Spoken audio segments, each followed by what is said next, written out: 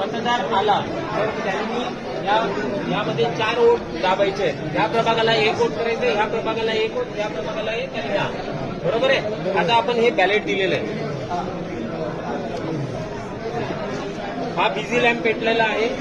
जेव्हा मतदार आतमध्ये जाईल तेव्हा त्याच्या डाव्या बाजूला पहिला हा असेल, पहिला युनिट अ ब.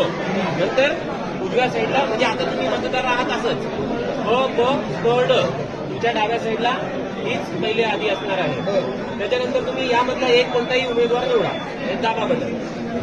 त्याच्या समोरचा लाईट सुरू झालेला आहे. याच्यातला निवडा किंवा कसं सिक्वेन्स अशी घ्या, असं क्रॉस घ्या, चालेल. करून बघा परत एकदा घ्या. आणि ड मधला पहिल्याला निवडलाय करा. अजून कसं करायचं तुम्हाला हे बघा, हा एक आहे. आता जर जेव्हा चौथा हा प्रेस करणार आहे दाबा, त्यावेळेस मशीनमधून आवाज येईल. त्यावेळेस मतदानाची प्रक्रिया पूर्ण झाली, म्हणजे एक मत ह्या मशीनमध्ये पडलेलं आहे.